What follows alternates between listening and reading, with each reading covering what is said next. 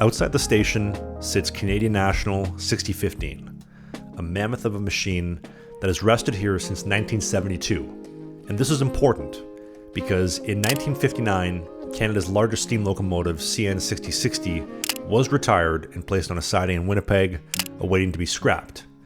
That was until engineer Harry Holmes saw her and would buy the engine from CN for $1 in 1962, and she was then moved to his hometown right here in Jasper to be put on display, as you see here. Now, a decade later, CN would select 6060 to be restored to pull steam excursions out of Montreal, and in her place is where 6015 would reside to this day. 6060 would be retired again in 1980, and in early 1986, the province of Alberta would fund her full restoration, done by Harry Holmes himself, to run to Vancouver in time for Steam Expo at Expo 86. Unfortunately, the funding to maintain her would be cut in 1992, but in an attempt to stop her from being scrapped or sold down to the US altogether, Harry would form the Rocky Mountain Rail Society to keep her north of the border. 1998 would see her running again on the Alberta Prairie Railway in Stettler, Alberta. That was until 2011 due to some mechanical issues. And although she would see some progress over the years, when Harry passed in 2020, it marked the turning point for the future of 6060 to today, where she is still awaiting her final repairs.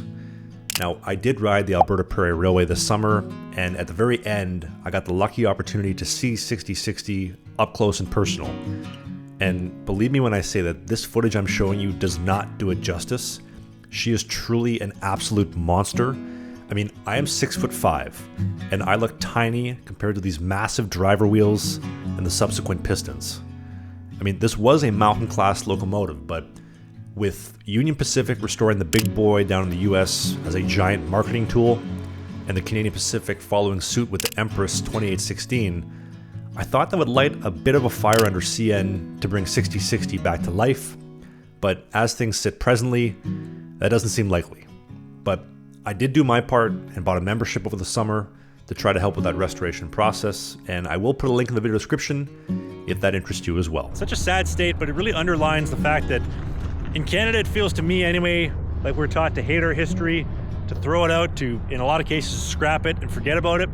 And I hope that this video and all the series that I've done to date have inspired and kind of brought a lot of that history back to life, because when you have a moving giant like this that has sat here for over half a century, not pulling passengers like she was designed to do, that built a country, that built a nation, I find that very sad, and sadly kind of sums up I guess the state of Canada, to put it very nicely, but we need more stuff like this.